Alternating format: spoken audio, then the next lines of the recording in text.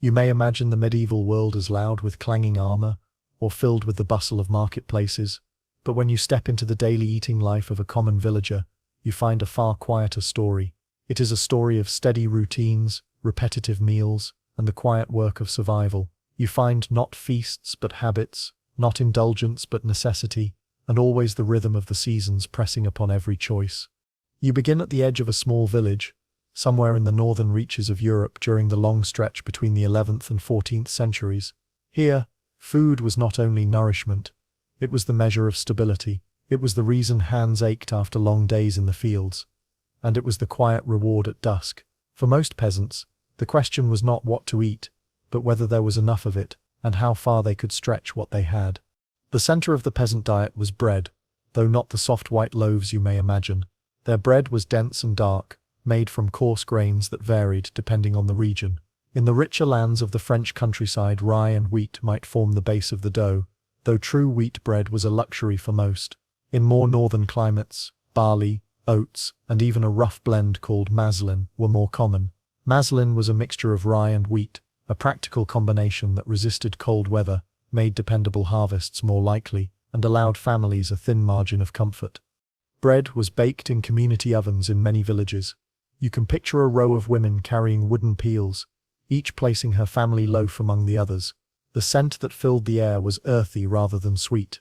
These loaves were heavier than anything you might buy today, and they lasted longer, sometimes held for several days, even when they hardened at the edges. Hard bread was softened with broth, milk, or ale, and for many villagers, this softened bread was not an occasional meal, but a dependable part of daily life. If bread formed the solid foundation of a peasant's diet, pottage filled the spaces between. Pottage was a stew, but calling it a stew may make it sound more interesting than it usually was. It was a blend of vegetables, grains, and sometimes herbs, simmered in a single pot that often sat at the center of the home. The mixture was adjusted each day depending on what survived the night, what was gathered from the garden, or what had not yet spoiled. Beans and peas were the common fillers. They grew well, stored well, and provided protein to bodies that needed strength for long field days. Cabbage, onions, and leeks added flavor, though even that word flavor may give a larger impression than the meal generally offered. Most pottage tasted mild, earthy, and familiar. It was the kind of food that expected nothing, and in return, it delivered steady energy. Occasionally a villager might add a bit of fatty meat, but this was rare in the earlier medieval centuries and somewhat more common later on. Livestock was valuable, not only as food but as labor and income, so slaughter was not a small decision. Chickens were kept for their eggs, pigs for their ability to forage and grow with little feed, and cows for milk and traction. Meat was saved for days of importance or moments of necessity. Milk and dairy played a greater role than many today imagine. Fresh milk did not last long, so it was often converted into cheese or butter. The cheese was firm, sometimes salty, and created as a way of stretching the usefulness of a valuable resource. Even so, dairy was more accessible to some regions than others. Pastoral communities enjoyed more of it, while heavily wooded or colder regions relied more on grains and root vegetables. You can sense already the quiet predictability of medieval eating. It was not a dynamic world of changing diets. There were no new recipes arriving every week. People did not ask what they wanted to eat. They ate what they had, what they grew, and what the land permitted. This created a rhythm that may feel dull to modern tastes, but it is in that dullness that you find the truth of survival. It was the repetition that kept people alive. In the height of summer, gardens supplied a modest but welcome range of vegetables. Carrots, though not orange yet, added color to dishes. They came in pale yellow or deep purple shades, and their sweetness, faint as it was, brought variety to the bowl. Turnips, ever reliable, joined nearly every pot, though they were rarely a favorite. Broad beans filled the bellies of workers who could not afford to feel hunger when labor called. Winter told another story entirely. When the warmth left the ground, peasants turned to preserved foods. Dry beans, salted meat, if any was available, and stored grains became precious. Cabbages hung in root cellars, onions braided together, dried slowly and patiently, waiting to be used through the cold months. It was during winter that the monotony of the diet felt heaviest. Ale was a daily drink for many, not for celebration, but because water sources were often unsafe. Children drank weak ale, known sometimes as small ale, and adults drank stronger batches. Brewing was a household task, usually done by women. and the scent of fermenting grain became a familiar presence in many homes. Until was nourishment as much as drink, a source of calories that did not spoil quickly. Fish played a larger role in certain regions, particularly in villages near rivers or the coasts. But even inland, salted fish traveled by trade routes and provided an essential protein source, especially on religious fasting days when meat was forbidden. The church calendar shaped eating over the course of the year, turning ordinary days into days of abstinence and creating a rhythm that villagers followed without question. Fasting did not always mean eating less for peasants, since their daily meals were already modest, but it did change what could be consumed. You may wonder how peasants felt about their meals. Were they bored? Were they hungry? Historical records suggest a mix of resilience and acceptance. They saw food, not as pleasure, but as a steady companion. Hunger was common, especially in years of bad harvest, but most communities worked collectively to help one another when possible. Still, hunger shaped their worldview. It shaped their bodies. It shaped the decisions they made about work, marriage, and child-rearing. The fear of poor harvests hovered always at the edges of their thoughts. There were moments of small delight, the arrival of honey from local hives, the discovery of berries in the woods, fresh eggs in the spring, a shared pot of soup on a feast day when the church or the Lord offered charity. These moments broke through the monotony, and though they may seem simple to you, they carried emotional weight for villagers who rarely tasted sweetness or abundance. Consider also how long mealtimes lasted. They were not rushed, because there was little to rush toward. Even when meals were simple, families sat together, eating slowly, talking quietly, and preparing for the next day of work. The hearth fire softened the room with a warm glow. Wooden bowls clacked gently. Our cups rested between sips. This was not a world of vivid flavors, but of quiet routines that shaped the very structure of life. As you reflect on this daily reality, you may notice how much depended on the land, and how little control most villagers had over its success or failure. Their diet rose and fell with the weather, with the quality of the soil, and with the decisions of their lords. The peasant's table was not merely a place for food, it was a measure of the seasons, a reflection of labor, and a mirror of a world shaped by necessity rather than choice. Yet one question remains as you leave this first part of their world. If food shaped so much of a villager's life, how did these eating habits change in times of hardship, and how did communities adapt when the normal rhythms of the table were disrupted? When you step deeper into the daily life of medieval villagers, you begin to see that food was not only about nourishment, but about solving a long and often invisible puzzle. It was a puzzle shaped by weather, tools, obligations, and the unpredictable world of harvests. In the first section, you saw the ordinary and steady diet of medieval peasants. Here, you will wander into the more uncertain parts of their world, where the table changed shape not because people wished it to, but because the earth itself forced their hand. Hunger was not an unusual visitor in medieval villages. It moved quietly, arriving through delayed rains, unexpected frosts, or a disease that swept through crops. In many regions, the outcome of a single season could determine whether families entered winter with confidence or with fear. This uncertainty made peasants remarkably adaptive. Their resourcefulness shaped their eating habits as surely as the soil shaped their crops. Consider a village after a poor grain harvest. The wheat or rye that usually filled the granaries might fall short. In such times, peasants turned to what historians call famine foods, though villagers themselves did not use such a dramatic phrase. Instead, they simply spoke of making do. These foods were often found at the edges of fields or in the forest. Nettles, wild sorrel, and various edible leaves were gathered and boiled into pottage. Roots that were normally considered too tough or bitter became valuable. Some families dried whatever they could, from wild apples to mushrooms gathered in forest clearings. These foods did not taste pleasant by modern standards. Many were bitter or sour, and some were so fibrous that they offered little energy, but they kept hunger at bay. Their presence on the table reflected the deep knowledge villagers had of their environment, knowledge passed down quietly from one generation to the next. Children learned early which plants were safe and which were dangerous. They learned how to dig roots without damaging future growth, and how to stretch thin supplies with small additions of herbs. Grain, however, remained the heart of survival. In times of shortage, villagers mixed less desirable grains with whatever they could find. Horse beans were ground into flour. Barley, though coarse, was used in greater amounts. Even ground acorns appeared in bread during the hardest years, though they had to be soaked repeatedly to remove their bitterness. Bread from such mixtures was heavy and unappealing, yet it filled the stomach, and that was enough. Livestock suffered during shortages as well. If grazing land failed, animals grew thin, and their milk production dropped. This meant less butter and cheese in the household. Only in the most desperate cases would a family slaughter a cow or even a pig ahead of schedule. Doing so solved one problem and created another, for the loss of that animal could affect the family for many seasons to come. But desperation had no patience for long-term thinking. When children cried from hunger and adults grew weak from labor, decisions became simpler, though no less painful. When a pig was slaughtered in such times, nothing was wasted. Every part found a use. Fat became valuable for cooking. Meat was salted quickly, packed carefully into wooden tubs and stored in cool spaces. Bones flavored soups for many days. Even the stomach and intestines were cleaned and used. This was not extravagance. It was a strategy born of centuries of hard experience. Yet, even with such careful use, salted meat did not guarantee comfort. Salt itself could be expensive, depending on the region.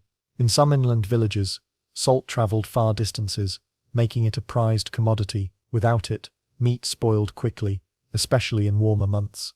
For this reason, many villagers preferred to slaughter animals when winter cold helped preserve the meat.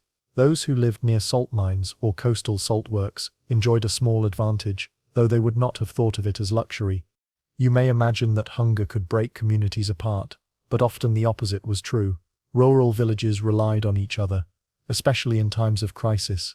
Neighbors shared tools, fields, and knowledge, and though tensions existed, a deep sense of collective survival shaped their choices. In years of poor harvest, some communities created informal agreements to ration grain or share portions of stored food. Lords, too, sometimes intervened, opening their granaries to prevent unrest. Such charity was rarely driven by pure compassion. A starving village could not work the land, pay rents, or maintain obligations, so relief often protected the interests of the manor. Even so, villagers depended on these moments of support and remembered them for seasons onward. Religion also played a quiet role in shaping responses to hardship. Famine was often interpreted through a spiritual lens. Bad weather or crop disease was seen as a sign of divine displeasure, or merely as part of the world's natural tests. Priests urged prayer, fasting, and charitable acts. The church offered alms on feast days, and monasteries distributed bread from their bakeries. While these contributions did not solve the deeper problem of scarcity, they offered small moments of relief and reinforced communal ties. In addition to hunger, disease could reshape the peasant's table in ways that were both subtle and profound. When sickness swept through livestock, villagers lost more than food. They lost traction animals for ploughing and milk for daily nourishment. A cow disease could reduce cheese and butter supplies for an entire season. Poultry illness could disrupt egg production, leaving families without an important source of protein. Such losses rippled through the calendar of meals, and villagers needed to adapt swiftly. Some adaptations were rooted in foraging. Berries, nuts, and edible greens became invaluable in such times. Children and elders gathered them along forest edges or near riverbanks, bringing home baskets that helped stretch household supplies. The value of these foods went far beyond calories. They brought variety, however modest, to diets that had grown dull from repetition. They also connected villagers to the natural world in a way that modern people rarely experience. Each berry, each cluster of wild herbs, carried the memory of seasons when nature offered help during hardship. Other adaptations involved trading. Medieval markets allowed villagers to exchange small goods, though trade depended heavily on region and season. In lean years, a family might bring wool, tools, or crafted items to the market to exchange for food. This practice underscored how deeply interconnected medieval survival truly was. A loaf of bread might represent an hour of work from one household, but for another, it could represent days of spinning wool or mending clothing. Everything was measured in effort rather than currency. You may also consider how medieval villagers stored food. Their storage methods were simple but remarkably effective, when used with care. Grains were kept in wooden chests or clay jars, sealed as tightly as possible to keep out pests. Root vegetables were buried in cool cellars or stored under straw. Beans and peas were dried carefully to prevent mold. Fish and meat were salted or smoked. The ability to store food successfully could mean the difference between comfort and suffering during winter. This created an ever-present awareness of waste. Peasants rarely discarded food, even scraps. Stale bread, softened into pottage, Bones flavored broth, wilted vegetables became stew, anything edible found a place. Yet even the most careful storage could not guarantee success. Mice and rats were persistent, particularly in colder months when they sought shelter. A single small hole in a grain store could invite disaster. Many families kept cats not just as companions, but as guardians of their precious supplies. These animals were valued for their role in keeping pests at bay. You may find it interesting that the presence of cats in medieval homes was less about affection and more about necessity. Seasons also shaped eating habits in subtle ways. In spring, fresh greens appeared after months of dried and stored foods. Peasants gathered wild garlic, young nettles and tender shoots. These early plants offered vitamins that bodies desperately needed after winter. In summer, gardens flourished, providing vegetables that refreshed the diet. Autumn brought the crucial harvest, when grains were gathered and stored. Winter, with its cold winds and dark evenings, forced families to rely on hardier foods and preserved supplies.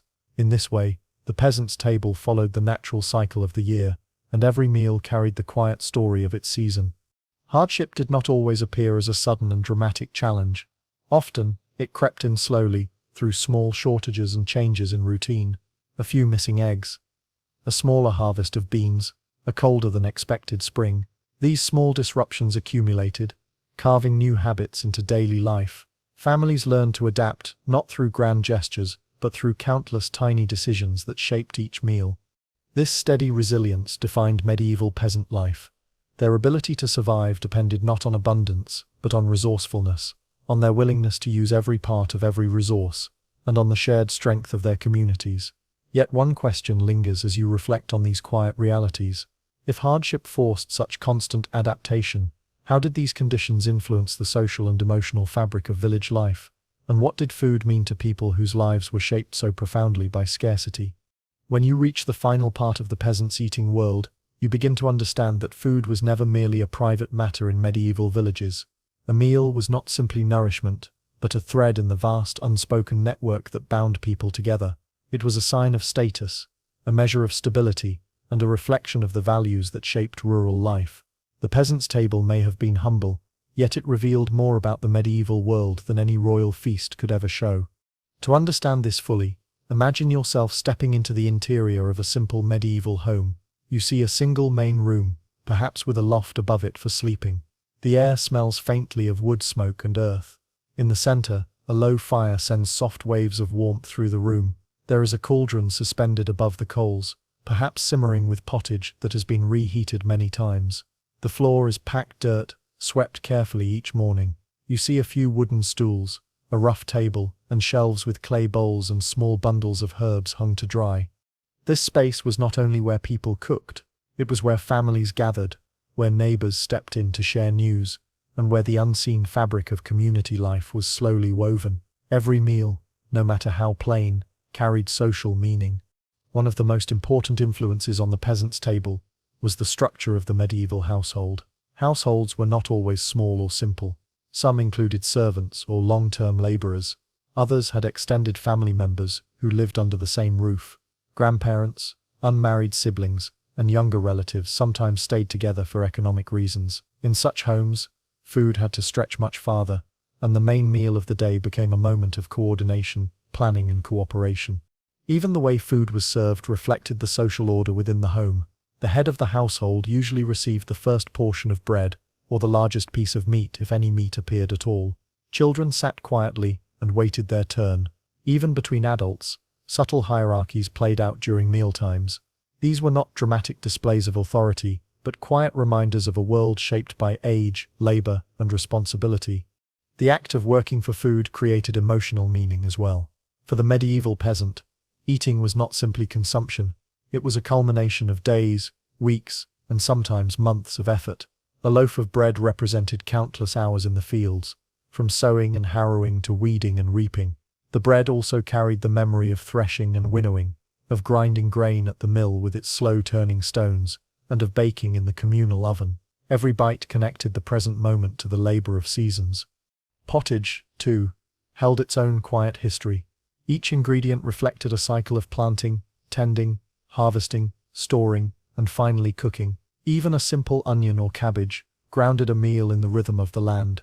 In this way, food served as an anchor, reminding villagers of the predictable pattern of the year and of their place within it. You may also reflect on how the peasant's table defined relationships within the wider village. Meals were often shared between households during moments of need or celebration. When a woman gave birth, neighbors might bring bread or broth to support the family. During harvest, when labor demands were high, shared meals created a sense of teamwork. A pot simmering at the edge of a field invited workers to pause and eat together, strengthening bonds that otherwise might have frayed under the weight of daily toil. Feasts offered another layer of meaning. Though peasants did not enjoy frequent or lavish celebrations, they did participate in community feasts tied to the church calendar or local customs. These gatherings often took place outdoors or in communal halls. Villagers brought what they could, and the variety, though modest by modern standards, felt abundant to those who lived with routine scarcity. Fresh bread, preserved meats, vegetables from gardens, and sometimes ale brewed stronger than usual, filled the tables. These meals were a welcome break from monotony. More than that, they reminded villagers that life offered moments of peace and shared joy, even in a world shaped by hard work. The church played a major role in shaping medieval eating habits beyond feast days. Fasting was an important requirement for many periods throughout the year, especially during seasons like Lent or Advent. On such days, meat was forbidden, and meals were to be simple. For peasants, whose daily meals were already plain, fasting did not always change the quantity of their food, but it did change the rules around what could be eaten. Fish replaced meat when possible. Eggs and dairy were sometimes restricted depending on local custom. These changes reinforced a sense of spiritual discipline that intertwined with the practical realities of survival. The meaning of food also extended to the obligations peasants owed to their lords. Rents and dues often included grain, eggs, or vegetables. Some peasants owed a portion of their harvest as a form of tax, which meant that the table at home reflected not only personal labor but the demands of feudal society. On certain days, peasants might be required to work the lord's fields instead of their own, which could affect their ability to produce enough food for the family. The peasant's table was therefore a mirror of the broader structure of power in medieval life. Meals offered spiritual meaning as well. The blessing before eating was a quiet ritual in many homes. It reflected gratitude, but also acknowledged the fragility of life. To give thanks for food was to recognize that its presence was never guaranteed. Hunger was a memory that lingered not only in the bodies but in the collective consciousness of the community. In this final part of the story, you see also the emotional dimension of food in medieval villages. People understood that meals were not only about survival, they were about comfort, identity, and belonging. A warm bowl of pottage at the end of a long day brought a sense of safety, even if the meal was plain. Bread shared with neighbors during a hard season represented kindness. The smell of herbs drying above the hearth offered reassurance that winter would be met with preparation rather than fear. Children learned these emotional lessons early. They learned that food required work, patience, and respect. They learned that wastefulness could harm the entire household. They learned that the land gave and took according to forces far beyond their control. They learned that every meal held value, not only because it sustained the body, but because it connected them to the deeper rhythms of life. The meaning of food also shaped how villagers viewed themselves. They did not aspire to the diets of the wealthy. Roast meats, fine breads, and imported spices belonged to a world far beyond their reach. Instead, peasants found dignity in the reliability of their own table, humble as it was. Their identity grew from their connection to the land, and from the knowledge that each meal represented the work of their own hands. Over time, eating habits did change. As medieval Europe entered the later centuries, new crops such as improved strains of barley, oats, and eventually fruits or vegetables, with wider spread cultivation brought slight improvements. Trade routes expanded, allowing for the movement of preserved fish, salt, and other goods that could support rural diets. Even so, the fundamental structure of the peasant's table remained constant. It was steady, repetitive, and deeply rooted in place. Before you conclude this story, pause for a moment and picture the final meal of a typical day. The sun has set. A thin line of smoke rises through the thatch. The family sits close to the hearth. A pot of pottage emits a gentle steam. A loaf of bread is cut with care. The pieces distributed thoughtfully. The room is dim, lit by fire rather than candle. The air is warm. Outside, the fields are quiet. Inside, the small sounds of eating fill the space with a sense of calm. This scene is not dramatic. It is not filled with the excitement that history often emphasizes. Yet it is in this quiet moment that the true heart of medieval life is found. The peasant's table was the anchor around which daily existence revolved. It shaped health, labor, relationships, and identity. It carried the wisdom of generations. It taught patience, resilience, and gratitude. And through this simple daily ritual, medieval villagers created meaning in a world that offered few comforts. As you leave this story, a final question remains. If the medieval peasant's relationship with food was shaped so deeply by the land, by labor, and by community, what can you learn from this quiet world about the nature of survival and the ways ordinary people find strength in the most modest parts of their lives?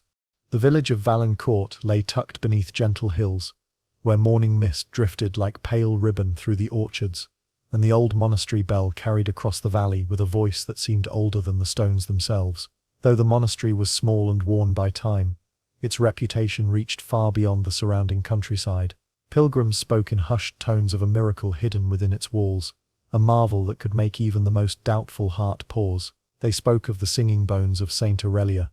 According to the monks, Aurelia had lived more than 9 centuries earlier, a healer who had walked from settlement to settlement during a season of hardship and fever. Mothers clutched their children and begged for her touch, and stories claimed that her hands carried warmth even in the heart of winter. When she died, the villagers built a shrine around her remains. Over the generations, her story blurred into legend, and legend blurred into superstition. What brought pilgrims to the monastery in Valancourt, however, was not superstition. It was testimony. Testimony of sound. Testimony of a soft, mournful singing that rose from her preserved bones during nights of deep cold. The monks never boasted of the marvel. They guarded it with a mix of devotion and fear, for the sound was not joyous. It was a long, wavering hum, like wind through reeds or a distant chant carried across the sea. Only those who had heard it could understand why pilgrims sometimes wept afterward. The sound felt alive, as if a human breath trembled through the remains of a woman long departed. Brother Adrian, the youngest of the monks, had never heard the singing himself. He had arrived only 2 summers prior, a tall and gentle soul who had joined the order after a season of wandering heartbreak. Whenever pilgrims asked about the miracle, he could only repeat what he had been told. The truth, as he saw it, was that most stories grew from longing rather than fact. Yet something in him desired to believe. He often found himself lingering in the narrow passageway that led to the reliquary, hoping for even the faintest note. His skepticism began to unravel one autumn evening. The air that night had a sharp edge, carrying the scent of apples stored for winter and the smoke of hearth fires from the village below. Frost whispered across every surface. In the cloister, the stone pillars glistened beneath the moonlight. The other monks had retired, but Brother Adrian sat awake in the scriptorium, his thoughts heavy and formless, drifting back to the life he had left behind. He did not notice the chill creeping beneath the door until the flame of his candle bent sideways, as if pulled by a silent breath. Then came the sound, barely audible at first, a thread of tone, thin as spider silk, a wavering hum that rose in pitch, then fell, then rose again, with the fragile steadiness of something not quite human. Adrian froze. Every hair on his arms lifted. The sound was not the wind. The wind did not shift notes like a voice trying to remember a melody. Slowly, with breath held, he followed the sound through the darkened hallway, his sandals whispering across the ancient stones. The passage to the reliquary felt tighter than usual, as though the stones themselves had inched closer. The air grew colder, the nearer he drew. By the time he reached the iron-bound door of the reliquary, the sound pulsed faintly, a trembling vibration that seemed to move through the floor and into his bones. He pressed the door open. Inside, moonlight spilled through a narrow window, falling in a pale beam across the glass case that held Saint Aurelia's remains. Her bones were arranged with reverence, each one polished by generations of caretakers. Nothing about them suggested life or movement. Yet the sound continued, soft and resonant, like a choir hidden beyond a wall. Brother Adrian approached, unable to breathe. The singing shifted, a low note, steady and mournful, then another, higher and quavering, as though an unseen presence were searching for the right harmony. The vibration brushed the air around him, barely enough to move a stray curl of his hair. Then, without warning, the singing stopped. The silence that followed was absolute, filling the chamber like a held breath. Adrian stood motionless for a long while, staring at the bones. He expected something more, a whisper, a sign, a movement, but nothing came. The chamber returned to its cold stillness. By the time the other monks found him at dawn, he had not slept. His hands trembled as he tried to describe what he had heard. Some listened with quiet wonder, others with suspicion, a few with fear. Father Benoit, the oldest monk in the monastery, placed a hand on Adrian's shoulder and spoke softly. "You are not the first," he said, "and you will not be the last. The singing comes when it chooses, not when we seek it." "But what is it?" Adrian asked, his voice barely above a whisper. "That is not for us to decide," Father Benoit replied. "Our task is only to witness." Adrian accepted the words, yet they offered little comfort, for though he had finally heard the miracle, the sound had awakened something within him, something that refused to fade, a quiet unease, a question that would not leave his mind. Because when he had heard the singing, he had felt a presence in the chamber, a presence, gentle, sorrowful, and unmistakably aware. And that presence, he believed, had been looking straight at him. The first frost of the season deepened in the days that followed, crisping the earth until every footstep crackled like breaking parchment. Valancourt huddled under its thin veil of smoke, villagers tending to their stores of grain and apples, while the monastery stood watch from its perch above. Life continued as usual, at least for those who had not heard the singing bones. But for Brother Adrian, ordinary life no longer sat comfortably on his shoulders. The memory of that humming melody clung to him like perfume on a cloak, faint yet persistent. Each night he wondered whether the sound would return. Each morning he told himself it had been a trick of wind and nerves. Yet he knew better. The singing had settled deep inside him, its strange cadence echoing in his thoughts. The other monks behaved differently around him. Now, Brother Marcel, who cleaned the reliquary twice a week, began doing so in broader daylight, and never without whispering a brief prayer. Brother Clement avoided the reliquary altogether, muttering that miracles often carried shadows. Even Father Benoit regarded Adrian with a gravity that had not existed before, as if some invisible thread now tethered him to the monastery's oldest secret. By the third night, Adrian's restlessness had grown into something sharper. It was not fear, nor was it anticipation. It felt more like a tug, a pull coming from somewhere, just beyond the reach of sense. During evening prayer, his voice faltered. During supper, he barely touched his food. He felt watched, though he could not have said by whom or what. That night, as the monastery fell into its usual stillness, the pull became unmistakable. A subtle tightening in his chest rose and spread through his arms, urging him toward the reliquary. It was not a whisper in his ear, but it felt like one. A gentle instruction, a beckoning. He resisted at first. He remained seated on the edge of his cot, hands clasped, breath steady, but the sensation only intensified until it vibrated like an instrument string drawn too tight. Finally, he stood. When he stepped into the hallway, the air felt different, not colder exactly, but expectant, as though the walls held their breath. The moon hung low in the sky, casting long silver bars across the stone floor. Each footstep echoed with unusual clarity, as if something listened for him. When he reached the door of the reliquary, he paused. The last time, the singing had drifted outward faintly, like steam through a crack. Tonight, there was no sound at all, only silence. Pure, steady silence. He pushed the door open. The chamber lay empty, lit only by the pale wash of moonlight. Saint Aurelia's bones rested where they always had, arranged in calm stillness behind the glass. Nothing moved, nothing shimmered, nothing sang. Adrian released a slow breath. Perhaps he had been foolish. Perhaps he had let his imagination devour him. He approached the glass case quietly, more out of reverence than fear, and bowed his head in a moment of prayer. Then the temperature dropped.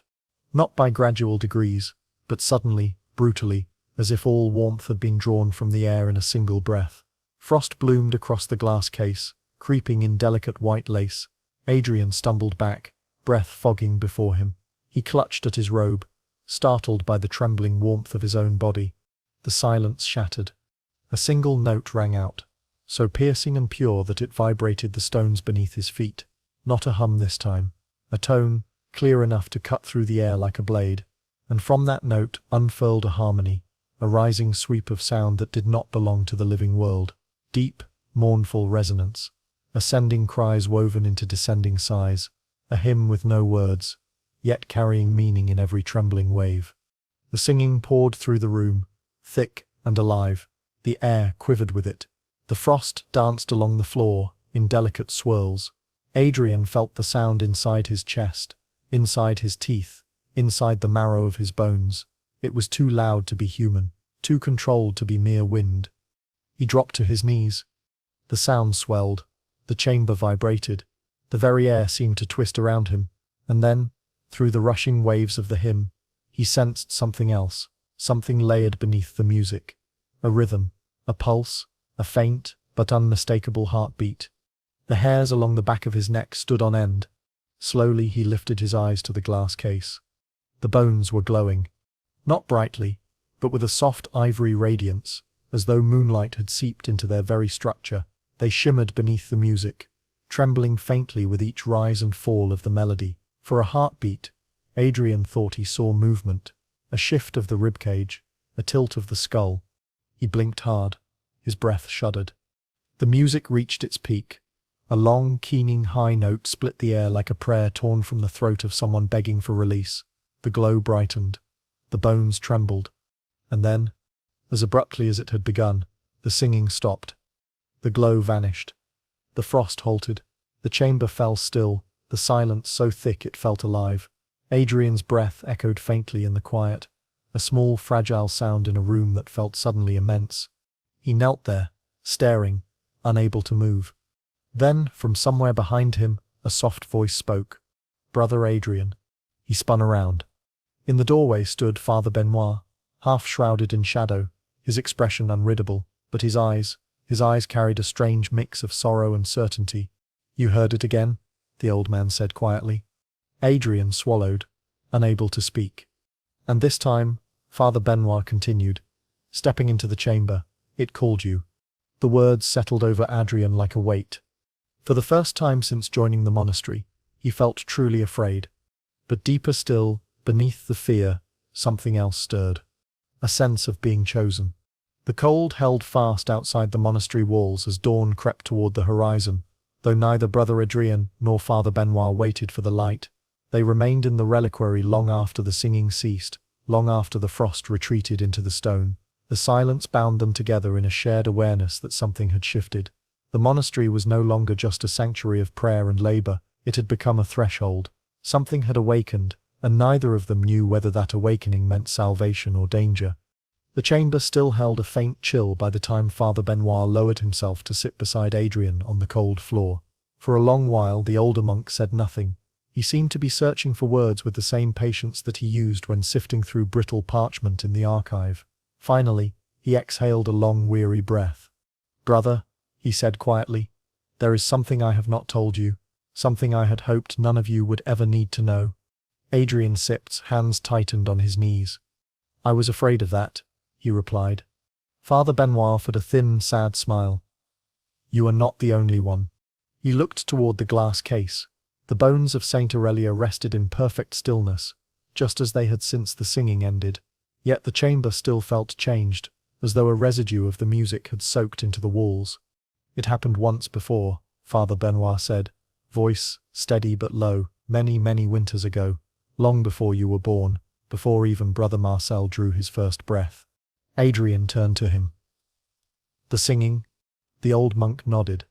"I was no more than a novice at the time, new to the monastery, uncertain of my place, eager to prove myself, much like you."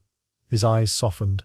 "One night, I awoke to a sound so faint I thought it had been a dream, a distant humming, a hollow resonance that carried through the air like a vibration, rather than a song. I followed it to this room, and there, for the briefest moment, I saw the bones glow just as you described." Adrian swallowed. "And what happened?" "Nothing," Father Benoit replied. "Not for a long time. The singing ceased. The glow vanished. The world kept turning. I told no one, not even my abbot at the time. It was too strange to explain, and too frightening to forget." He paused, rubbing his hands together, despite the air warming again. "I convinced myself it had been a trick of my senses, a moment of youthful imagination, until," he hesitated, "until the famine." Adrian stilled. "Our village," the elder monk continued, suffered one of the harshest winters in its memory. Crops failed. Livestock starved. The monastery rationed its stores, yet hunger remained constant. And then, as if nature itself had shifted course, the snow melted far earlier than expected. Rivers thawed. New shoots appeared in the soil, weeks before their time. The famine ended abruptly, and no explanation ever satisfied the elders. And you believe the singing was connected? Benoit sighed. I cannot prove it. There is nothing in our records but the vaguest hint of strange portents. And yet, his voice dropped to a whisper, I felt then, as you feel now, that the bones responded to something beyond our understanding, something tied to need.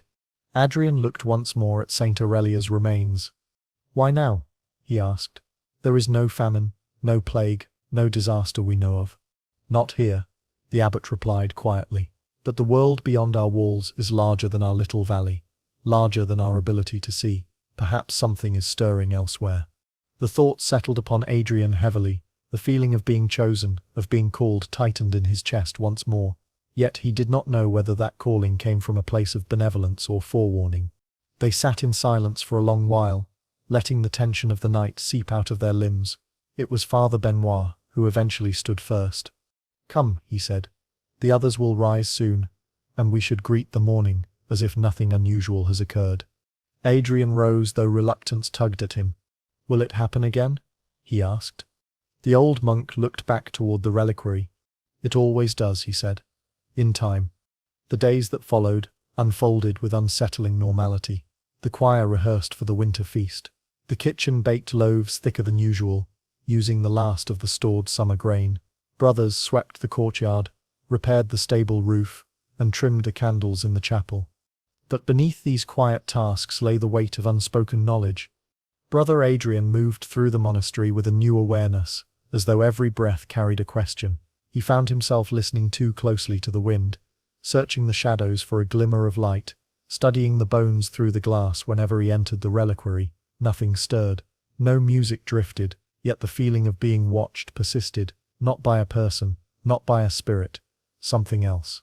Father Benoit kept a calm exterior, though Adrian noticed him praying more often, lingering longer before the shrine, reading old manuscripts late into the night. Each time Adrian tried to ask what he searched for, the abbot simply shook his head. Patterns, he would say. Echoes of echoes. Despite the silence, dread never took full hold in Adrian's mind. Instead, he felt a creeping sense of responsibility. If the bones sang in response to human suffering, then their awakening meant something had stirred in the world, something in need of attention, something that perhaps the monastery alone could recognize. Yet the question, what was awakening, haunted him without relief. On the fourth night after the second singing, Adrian found himself drawn back to the reliquary once more, not by a pull, not by a sensation of calling, but by restlessness. He entered the chamber, expecting the same stillness that had enveloped it since that night. And he found it. But something was different. A faint crack ran along the corner of the glass case, barely visible, unless the moonlight struck it at the proper angle. Adrian leaned in, heartbeat accelerating. He knew the case had been flawless. He had looked at it too closely, too many times, not to recognize that this change was new. He reached a hand toward the glass, hesitating just before touching it. Before his fingers made contact, a soft footstep echoed behind him. He turned sharply. Father Benoit stood in the doorway, clutching a lantern. I see you found it, the old monk murmured. You knew? Adrian asked. Benoit nodded. I discovered it at dusk. Why is it cracking? Adrian whispered. The elder monk set the lantern down gently. The case is only glass. The relic is older. If something within it shifts, the vessel containing it must respond. Adrian stared at him. Father, are you telling me the bones are moving? The abbot did not answer. Instead, he stepped beside him and surveyed the case with tired eyes. I have prayed for guidance, he said quietly. But if the bones stir again, it will not be because of anything we have done. It will be because the world outside demands it. Adrian sits, pulse quickened. Then we must tell the others. We cannot keep this hidden forever. That would only cause fear, Benoit replied. Until we know more, we must watch. And we must wait. Adrian opened his mouth to argue, but the abbot placed a gentle hand on his shoulder. "Patience," he said. "The bones will tell us what they mean to do." The words did not comfort him.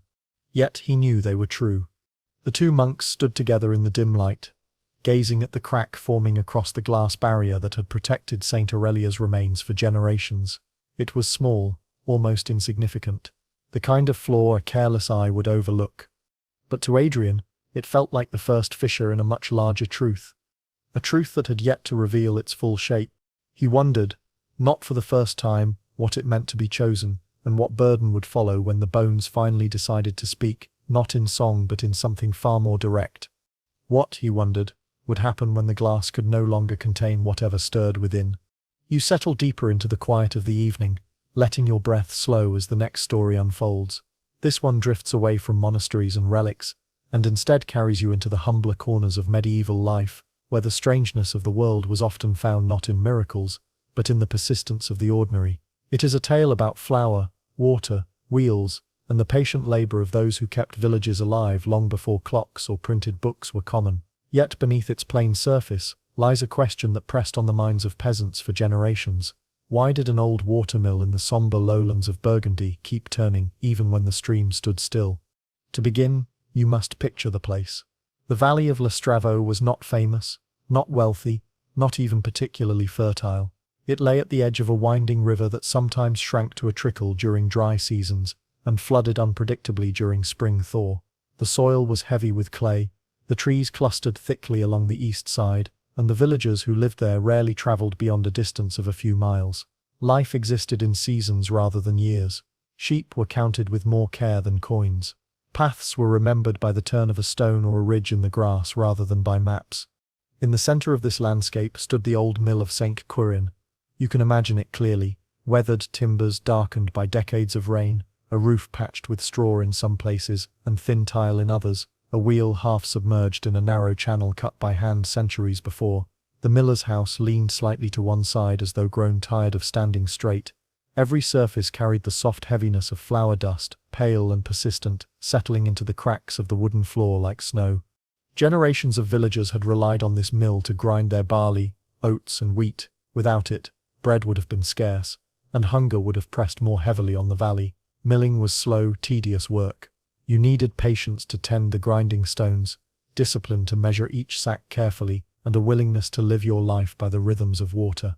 If the river slowed, the wheel slowed. If the river stopped, the wheel stopped. It was an unchanging rule, so natural that few people ever questioned it. But in the winter of 1313, that rule shifted. The earliest record of this anomaly comes from the monotone notes of a parish scribe named Gerard, who kept a chronicle of the valley's events. His writing was orderly but utterly devoid of embellishment. He catalogued births, deaths, storms, the condition of the church roof, and the number of pigs that survived a frost. Hidden within his winter entries was a line that later generations puzzled over. The wheel of St. Quirin's mill did turn, though the river did not. It sounds simple. It sounds almost careless. Yet such a statement carried weight. Rivers were the heartbeat of medieval work. When they froze, labor halted. Villagers waited for thaw. Hunger crept nearer. For Gerard to write the line with such clarity suggests that whatever happened was not a momentary illusion or a small quirk. It was an event that many witnessed, and none could easily explain. To understand why this small mystery mattered so greatly, you must first understand how deeply villagers depended on the steady reliability of stream-fed mills. Before the rise of windmills in the later medieval periods, water turned the stones that made flour, sawed wood, and crushed fibers for cloth-making.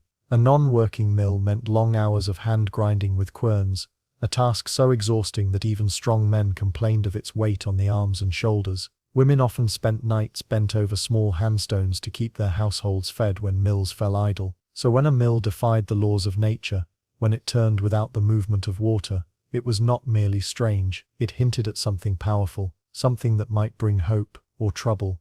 The villagers of Lestravo first noticed it at dawn. A farmer named Renaud was the earliest to report what he saw. He had walked to the river to check the ice, uncertain whether he could lead his oxen across the shallows that day. To his surprise, he found the mill wheel turning steadily, though the surface of the channel remained frozen solid.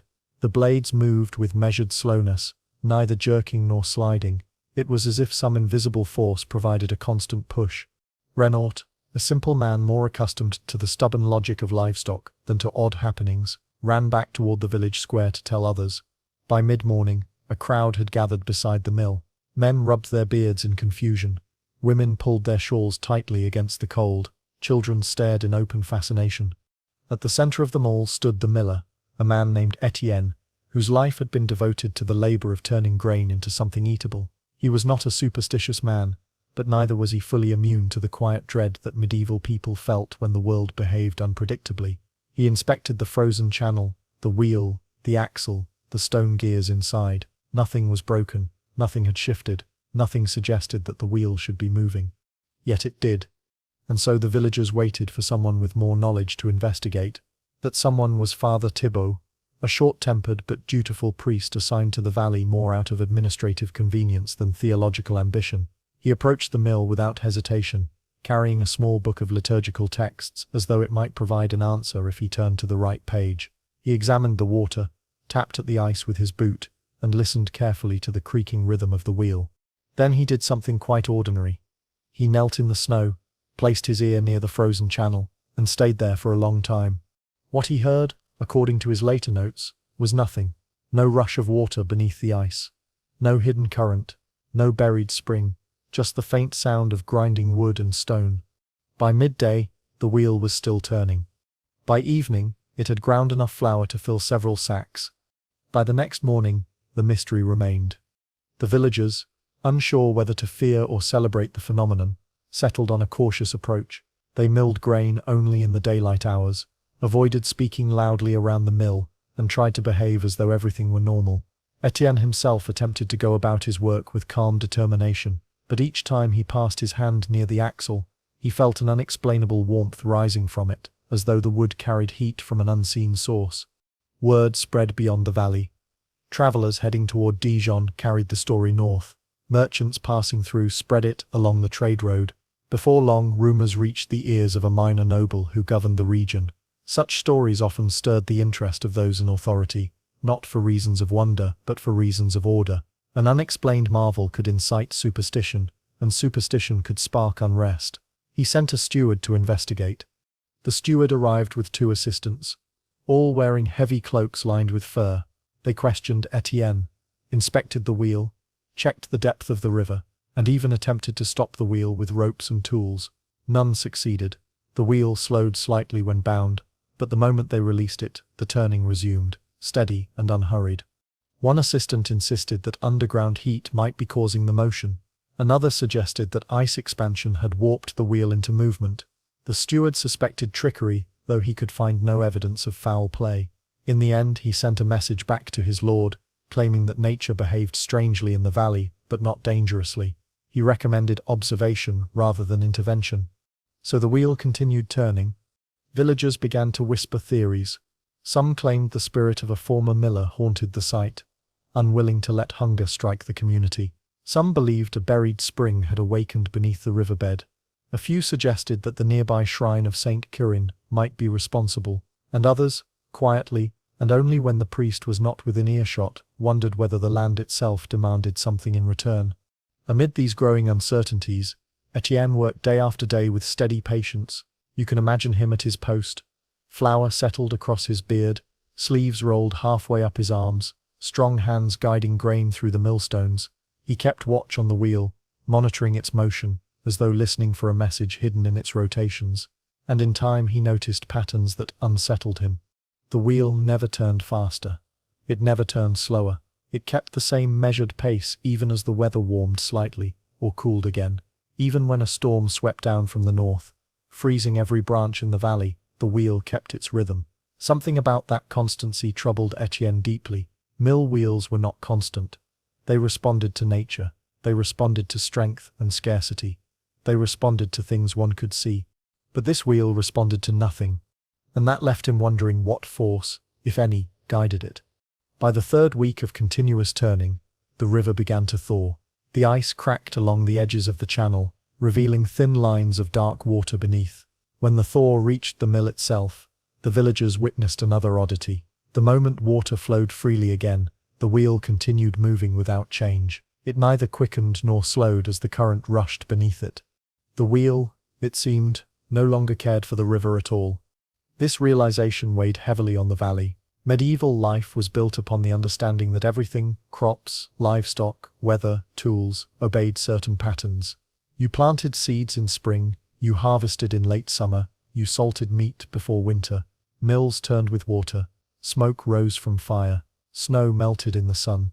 When even one part of that settled order shifted, the world felt less secure. You might imagine that fear grew quickly, but it did not. Rather, a thoughtful unease settled over the village. People continued their labor, yet with glances more frequent toward the mill. Children approached it with caution. Travelers crossed themselves as they passed. Etienne himself moved more slowly, listening to the turning wheel as though it might speak a warning. But the wheel offered no explanation. Its steady rhythm began to feel like the ticking of an enormous heart, one that beat independent of water, winter, or will. And as it continued its uncanny movement, a question took hold in the valley of Lestrevaux. If nature no longer governed the wheel, what did? The villagers did not yet know that the answer would arrive in a form so plain that many would overlook it.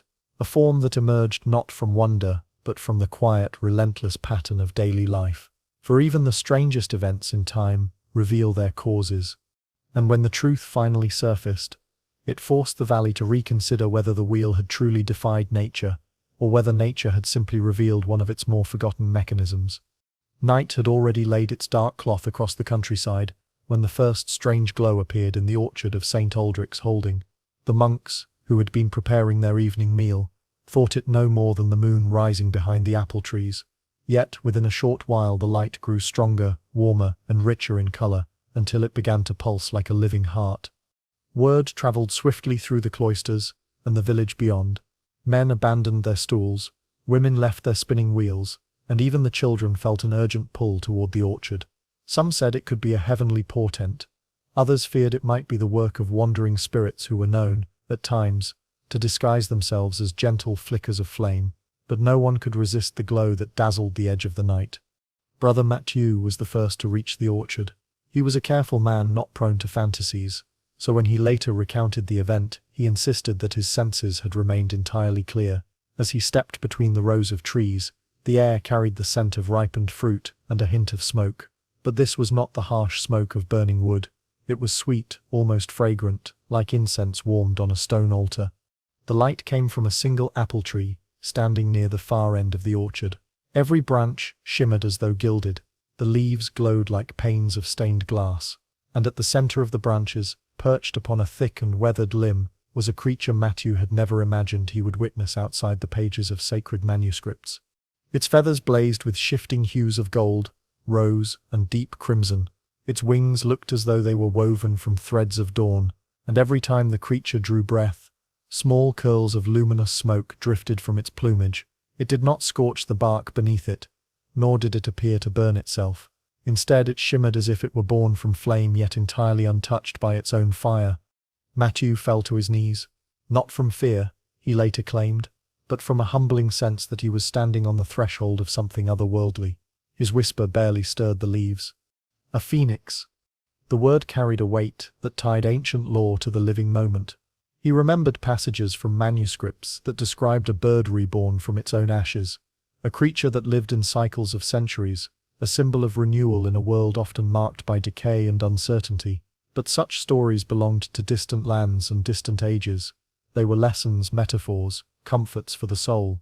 Yet here it was, breathing, glowing, illuminating the orchard like an earthly star. Villagers soon arrived, breathless, wary, and wide-eyed.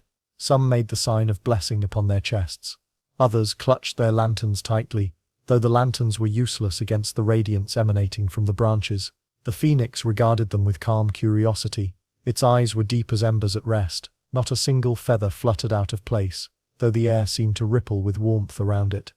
And then, without warning, the bird stretched its wings. A gasp swept through the crowd. The wings did not ignite the branches nor disturb the night air with heat. Instead, their gentle motion sent waves of shimmering light drifting through the orchard like glowing petals.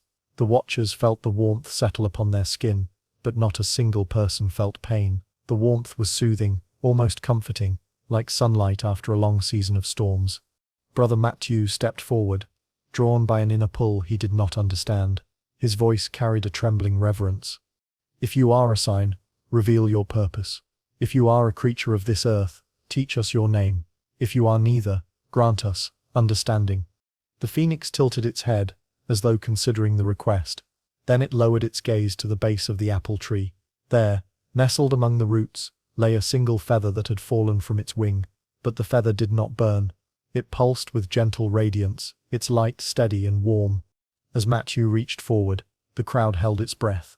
When his fingers brushed the feather, he expected searing pain. Instead, he felt only warmth, like holding the last glow of a dying fire against his palms. The feather dimmed, its light fading softly until it became no more than a delicate quill of gold. The warmth settled into Matthew's hands, not lingering long enough to hurt, but leaving behind an echo, as though a piece of the bird's spirit had accepted him. When Matthew lifted his eyes, the phoenix had risen from the branch, its wings unfurled once more, the glow brightened, and then, with a sweep of radiant motion, the creature ascended into the night sky. No smoke trailed behind it, no sparks fell. It climbed higher and higher, until its light merged with the stars and vanished entirely. For a long moment the orchard remained silent. No one dared speak. The air felt different, fresh in a way the villagers could not explain. Even the apple trees seemed brighter, their leaves glinting in the faint moonlight. When Matthew finally rose, he held the feather close. It no longer emitted any glow, but the memory of warmth remained etched into his palms. He believed the phoenix had not come to bring fear, nor warn of doom. Instead, it had offered something quietly profound, a reminder of renewal, of cycles far beyond the limits of human life, and of the rare wonders that still dwelled in the corners of the world. The villagers carried the story back to their homes. Some believed they had seen a heavenly messenger, others thought it a creature of legend that wandered far from its ancient lands. A few whispered that the phoenix had come not by chance, but because the orchard itself held a mystery yet undiscovered. And so the tale grew, not as a boast but as a cherished memory, carried in the hearts of those who had stood in the orchard on that luminous night. For in a world where many things were harsh and uncertain, the vision of the phoenix became a quiet symbol of hope, reminding them that even in the darkest season, light could still return. Morning came softly to St. Aldrich's orchard. A pale silver mist drifted between the apple trees, clinging to the low grass and weaving through the branches with slow and deliberate motion. Those who had witnessed the glowing bird the night before awoke with a strange mixture of disbelief and reverence. Some wondered if it had been a dream. Others insisted the light had been too brilliant, the heat too gentle, the moment too powerful to be imagined. Brother Matthew rose before the bells, long before the other monks stirred. The golden feather he had taken lay upon his table, no brighter than an ordinary quill, yet he felt it radiated a quiet presence. He ran his fingers across its surface, recalling the warmth that had flowed into him. It had not faded from memory. If anything, it lingered in his chest like a small ember that refused to cool. He wrapped the feather in a linen cloth and stepped into the orchard once more. His feet moved instinctively, as though guided by something just beyond his understanding. In the gentle light of dawn, the trees stood silent and dignified, their leaves glistening with dew, but Matthew sensed something new in the air, a stillness deeper than the usual hush of morning. Several villagers had also come, drawn by curiosity that had not yet settled. They greeted Matthew in hushed tones. None wished to disturb the place where the phoenix had perched. They paused at the edge of the orchard, unsure whether to follow. Matthew approached the very tree where the radiant creature had rested. Its bark seemed unchanged, not scorched or split. The branches were whole, there was no sign of fire. Yet, at the base of the trunk, the grass had thinned, and the soil bore a faint shimmer, as though moonlight had been pressed into it. He knelt, brushing his fingers lightly through the earth. Something soft resisted his touch. When he parted the soil, he found a small heap of ashes, grey as smoke yet flecked with faint glimmers of rose and gold. They were cool, weightless, and strangely fragrant, carrying the same gentle sweetness that had filled the orchard during the phoenix's visit. The villagers watched from a respectful distance. A few crossed themselves. Some whispered that the ashes were a blessing. Others feared to take even a single step closer. Matthew gathered the ashes carefully, cupping them in his hands. Though cool, they carried a sense of presence, as though they belonged to something still alive in some distant way. He rose slowly, his gaze turning toward the monastery. "We should not leave these upon the ground," he said. "They were not meant for the wind." The villagers nodded, relieved to hear direction in his calm voice. A young girl stepped forward with rare courage and asked if the ashes came from the bird, or if the bird had left them behind for a reason. Matthew answered gently, "Creatures of renewal do not leave remnants without purpose." Together they walked back toward the cloister. The sun rose higher, turning the mist into pale gold. The orchard felt changed somehow, as if touched by a breath from another world. At the monastery, Matthew placed the ashes in a small alabaster vessel near the altar. The abbot, an aged man with eyes full of quiet wisdom, listened carefully as Matthew told the story again. He asked no skeptical questions, posed no doubts, and later said only this: "The heavens speak in many forms. Fire does not always destroy. Sometimes it prepares the ground for new beginnings." Word spread, and soon many sought to see the ashes. Some hoped for miracles. Others simply wished to witness a sign they believed might never come again. Yet the monks guarded the vessel with measured care. They refused to turn it into a spectacle. Instead, they used the ashes as a symbol in their prayers, a reminder that destruction and renewal were often part of the same cycle. But the story did not end within the monastery walls. As the days passed, the orchard began to produce apples of unusual color. Their skins glimmered faintly with warm tones at sunrise, as though touched by an inner glow. The fruit was sweeter, gentler on the tongue, and the villagers swore it carried a sense of calm unlike any they had tasted before. No illness struck the orchard that season. No frost damaged the early blossoms.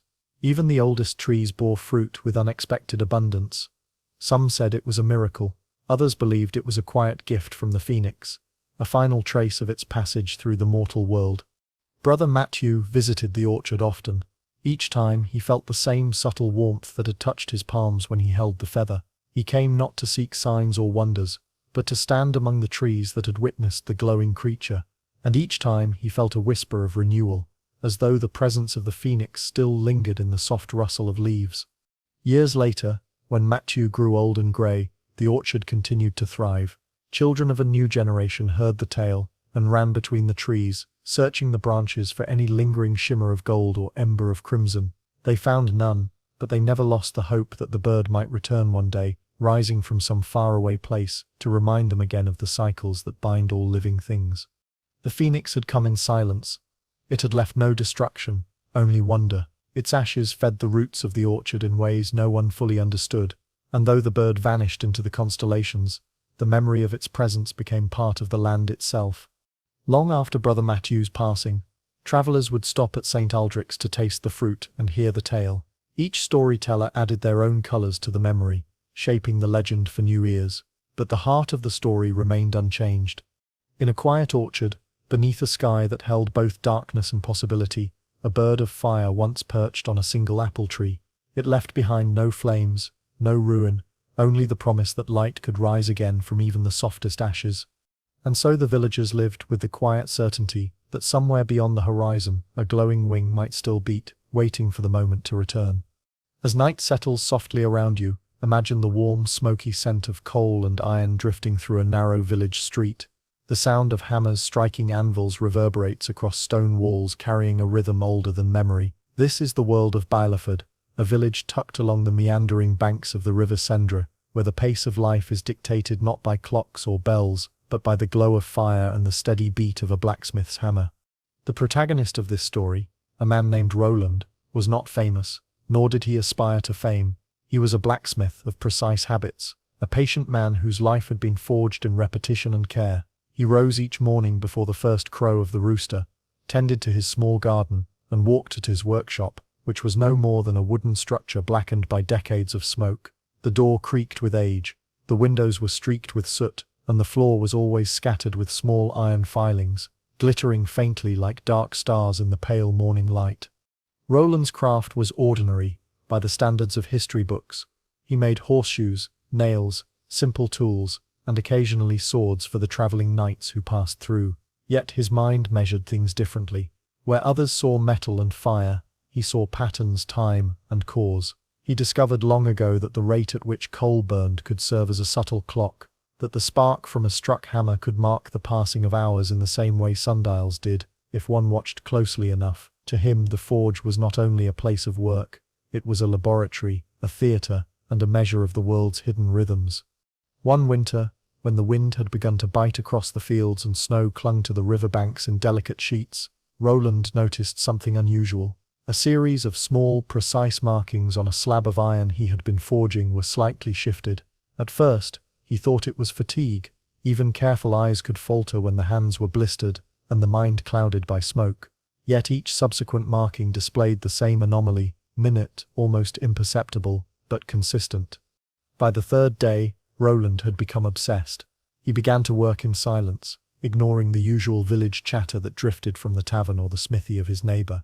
He measured the glow of his coals, the spread of sparks, the cooling of the iron. He noted each hammer strike, each small vibration through the anvil. Slowly, he realized that the iron seemed to respond not just to his hammer but to something else, a force imperceptible to ordinary senses. Sometimes, a red-hot piece of metal would cool faster in one spot than another, or bend slightly without application of force. The villagers noticed his changed behavior. Women whispered as they passed his workshop. "Roland is mad, I think. He spends hours in the forge, yet no new work appears. He strikes iron, mutters to himself, and measures sparks." Men shook their heads, but no one interfered. Blacksmiths had always been a little apart from ordinary life. Roland himself, however, felt no madness. What he sensed was subtle and urgent. The metal, he concluded, had begun to speak, not in words, but in response to touch, fire, and time. A rhythm, a pulse, almost like a heartbeat, ran through every bar he heated. When he struck the iron in the evening, the vibrations persisted longer than they should. The glow of embers seemed to last just a fraction longer in certain patterns, as though the fire itself were counting. One night, unable to sleep, Roland decided to test his observation. He placed a bar of iron on the anvil and struck it in deliberate, slow rhythms. He measured the echoes in the stone floor and the small sparks that flew upward. The vibrations seemed to respond, almost imperceptibly at first. Then, with increasing clarity, there was a pattern, there was a code. He realized that the metal and the fire were not random. They had been waiting for someone to notice. A rhythm in the world beyond perception, subtle enough that centuries of unobservant humans could not detect it. The forge was not merely a tool, it was a conduit. Roland, the ordinary blacksmith, had stumbled into a hidden measure of time, one that existed in vibration, heat, and iron, rather than in sun, moon, or bell. By the end of that night, Roland sat in the cold forge, hands blistered, eyes strained, and heart racing. He did not know what the rhythm signified. He did not yet understand why the iron responded, and he could not predict whether anyone else would ever notice. Yet in that quiet moment, as sparks died slowly and the embers glowed faintly, he realized a truth he had not known before. Even in the most mundane of crafts, in the repetition of ordinary labor, the world can whisper its secrets, if one listens closely enough. As Roland stared into the cooling fire, he could not shake a single question. If time itself could be measured in fire and iron, what other rhythms of the world lay hidden, waiting for human awareness to catch them? The next days in Baleford passed with the quiet persistence of routine. The villagers went about their ordinary work, tending animals, mending roofs, and chopping firewood. Yet Roland's forge had become a place apart. The steady ring of hammer against iron, once merely functional, now held the weight of discovery. Each strike, each spark, each vibrating echo across the stone floor was recorded meticulously in his mind, and in small marks etched along the forge's wooden beams. Roland noticed subtle changes in the iron's response that he had not observed before.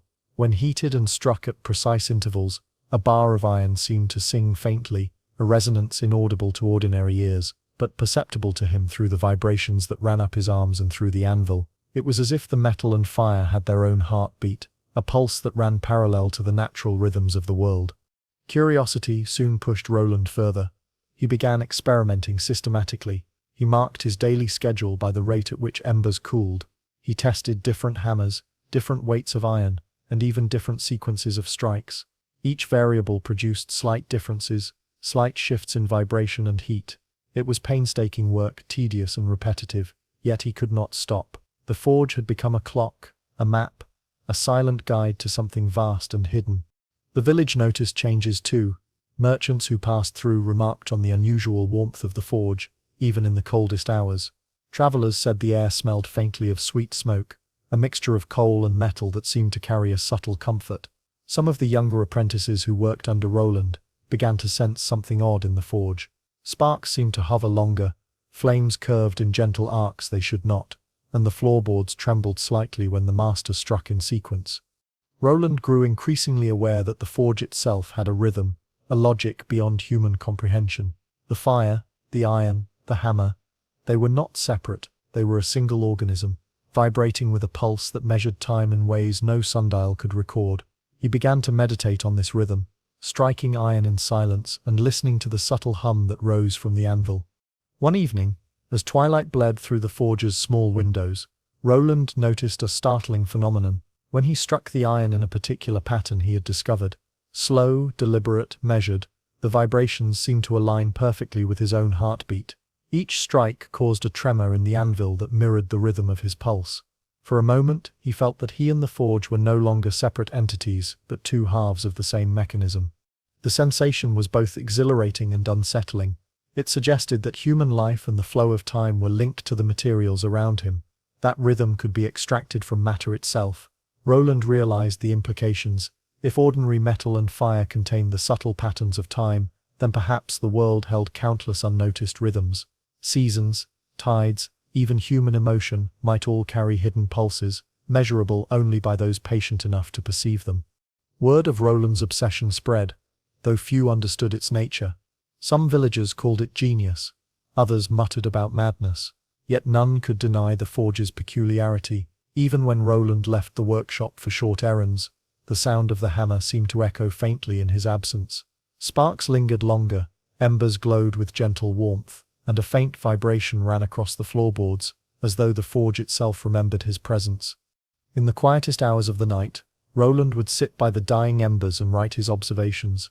He noted every difference, every anomaly, every subtle shift in temperature, sound, and vibration. He began to suspect that the rhythm he had discovered might contain messages, perhaps not in words, but in patterns, sequences, and intervals. He wondered whether future generations of blacksmiths, if careful enough, could read these signals and understand the deeper mechanics of the world.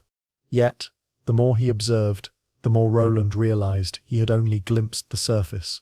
The forge, the fire, the iron, these were merely instruments, tools in a vast orchestra whose full scope remained hidden. For every subtle vibration he measured, a dozen others eluded him. For every rhythm he recorded, countless patterns lay unnoticed in the shadows of perception. One morning, after weeks of experimentation, Roland noticed a strange alignment. The rising sun caught the forge's windows at an unusual angle, illuminating the iron bars and embers in a way that seemed to amplify the vibrations. Sparks shot higher than usual, and the walls of the workshop seemed to hum softly in response to his hammering. He realized, with a mixture of awe and apprehension, that the forge had a voice, not words, not song, but a subtle resonance that communicated in time itself. He had become the listener, and the forge, he suspected, had become the teacher. Yet for all his careful measurements and disciplined observation, one question remained unresolved. If the forge could measure time, could it also influence it? Could the rhythm of fire and iron alter the flow of events beyond the workshop, beyond Baleford, beyond the very span of his life? The question burned quietly in Roland's mind as he laid down his hammer that night. He stared into the dying embers, aware that the pulse beneath the anvil had not ceased. Somewhere in the interplay of heat, metal, and vibration, a secret waited to be revealed, and he, patient blacksmith of ordinary means, was poised on the edge of understanding something far greater than a simple measure of hours and minutes. Roland woke before dawn, as he had for decades. But the forge that morning felt different. The embers from the night before were still faintly warm, though they should have cooled completely. He traced his fingers across the hearth, noting a subtle vibration beneath the stones. A rhythm, faint but undeniable, seemed to echo the patterns he had been studying. It was as if the forge had remembered the strikes from the previous day, carrying them forward through time itself. The villagers whispered when they arrived, sensing a quiet tension in the workshop. Horses shuffled in the yard, and the river beyond murmured as if aware of the changes within the forge. Etienne, a neighboring smith, approached cautiously. He had watched Roland work for years but never seen him so consumed. "You have been here since dawn," Etienne said, his voice low, "and the fire has not cooled. What is it that you seek?" Roland did not answer immediately. He struck a short iron rod with measured force, listening to the subtle resonance that followed. Sparks rose, hovered, and faded without dispersing entirely. The forge seemed alive, attentive, and responsive. "I am measuring time," Roland said finally. "But not as hours or minutes. The forge, it carries its own clock, one that moves independently of sun, bell, or season, and I think it can do more than mark time, it can influence it." Etienne frowned. "Influence it? That is impossible. You speak of fire and metal as though they were spirits." Roland shook his head. "Not spirits. Patterns, a hidden pulse beneath the world, waiting for someone patient enough to listen. Look." He struck another bar of iron. The vibrations aligned perfectly with the sway of the candle flames and the faint hum of the floorboards. Each strike seemed to ripple outward, subtly affecting the environment beyond the immediate forge. The realization settled over both men slowly. The fire was not ordinary. The iron was not ordinary. And the rhythms Roland had discovered were not trivial. They had the potential to alter perception, perhaps even the sequence of events in ways imperceptible yet meaningful. Over the following weeks, Roland continued to experiment. He noticed that when he struck the iron in precise intervals, tasks in the village seemed to synchronize subtly. Water flowed more smoothly from wells, the mill wheel turned more evenly, and even livestock moved with a calmness that defied their usual unpredictability. It was not magic, exactly, but neither was it mere coincidence. The rhythm of the forge carried influence outward, touching lives in ways that could not be quantified. By midsummer, Roland had refined his methods. He created sequences of strikes that maintained consistent resonance throughout the workshop, allowing the forge itself to serve as a quiet orchestrator of time and action. Villagers noticed improvements in productivity, efficiency, and even morale. Roland never claimed credit, nor did he explain the source of these changes. Only he and a few apprentices understood that fire and iron could shape more than metal. They could shape the cadence of daily life. Yet the ultimate lesson remained elusive. Roland observed that the forge could guide rhythm, but he could not control the outcomes completely. The pulse beneath the anvil was patient, far wiser than any single human, and it revealed only what it wished to reveal. The blacksmith realized that understanding a hidden rhythm was not the same as mastering it. The forge offered guidance, insight, and subtle influence, but it demanded humility and patience from those who worked with it. On a quiet evening, as Roland sat beside the cooling hearth, he reflected on the journey. A lifetime of ordinary work had revealed an extraordinary truth. The world pulses with hidden patterns, and those who learn to listen carefully may discover profound connections in the smallest of things. Yet even as he contemplated this revelation, a single question lingered in the forge's warm shadows. If fire and iron could measure and influence time in this small corner of the world, what other rhythms, larger, deeper, and beyond comprehension might exist, waiting to be observed by someone patient enough to notice? The blacksmith struck the anvil one final time that night, and the sound echoed like a heartbeat through the stone walls. It was a reminder that even in the most ordinary labor, the extraordinary might quietly reside, waiting for the world to listen. As the darkness gathers over your mind and the day's noise fades, imagine a narrow, cobbled street winding between the stone walls of Montreval, a small town perched on the edge of a misty river valley. Lanterns hang at uneven intervals, swaying gently in the evening breeze. Their warm, flickering light cuts the fog into shifting patches of gold and shadow, and it is here, in this quiet half-light, that the life of the lantern keeper unfolds, a life ordinary in appearance, yet quietly pivotal in the rhythm of the town. The lantern keeper's name was Lucien. He was a man of measured habits, deliberate motions, and an eye that noticed details most overlooked. Each evening, before the first bell tolled for vespers, he would gather the lanterns from their stations along the streets, inspect the oil reservoirs, trim the wicks, and ensure that each flame could burn steadily through the night. It was not glamorous work. Children rarely paused to watch him, and merchants continued counting coins without thought of the glow that guided their late departures from shop fronts. Yet without Lucien, Montreval would have been swallowed by darkness long before sunrise, leaving travelers lost, and missteps upon the uneven cobbles frequent. Montreval itself was unremarkable to those who traveled widely. Its walls were sturdy but low, a mix of stone and timber that had survived occasional floods and the decay of time. The river's mist often seeped through the alleys, leaving wooden shutters slick with moisture. Villagers lived in modest houses, and the market square hosted small gatherings that were more routine than lively. But the town had one advantage that few noticed: a keeper who understood light, darkness, and the fragile line that separates safety from misfortune. Lucien's days began before sunrise. and ended long after the last lantern had burned low. He carried a small, worn key ring that unlocked storage cupboards, lantern cabinets, and the occasional gate. Each key was numbered and polished, and he knew exactly which key opened which lock, a system of careful order learned through years of necessity.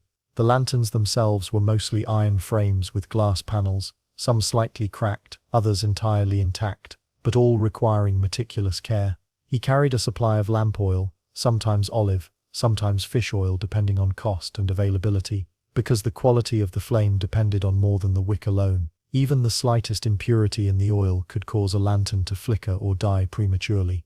On a cold, late autumn evening, Lucien noticed an anomaly. One lantern, situated at the far end of Rue des Amandiers, flickered and refused to burn properly, despite repeated attention. The glass had been cleaned, the wick trimmed precisely, and fresh oil poured, yet it dimmed stubbornly as though resisting its purpose. Lucien frowned, a rare display of frustration for a man usually composed in all matters. He tapped the lantern gently, checking for draft or misalignment. Still, the flame refused to stabilize. The unusual behavior of the lantern drew the attention of passers-by, a baker returning late with bread, a tanner hauling hides, and a young girl carrying her mother's basket all paused, curious about the strange flicker. Lucien, usually solitary in his duties, explained briefly that the lamp had a minor flaw, but that he would attend to it before nightfall. No one could imagine the significance beyond its small inconvenience. Lucien returned home later that evening to record the anomaly in his ledger, a thick book filled with meticulous entries on every lamp in Montrevel, its condition, the type of oil used, and the date of last maintenance. The pages smelled faintly of oil and soot, and the handwriting was neat, careful, and exact. He noted the lamp at Rue des Amandiers, and added a line of observation. Burns inconsistently, despite all adjustments. Further observation required. Yet Lucien could not have known that this small flicker marked the beginning of a series of events that would reveal the quiet power a single individual could exert over the life of an entire town.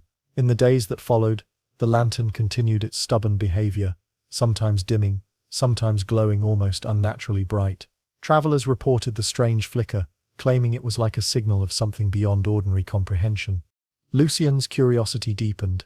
He began to experiment carefully, testing the lamp at different times with different oils and under varying wind conditions.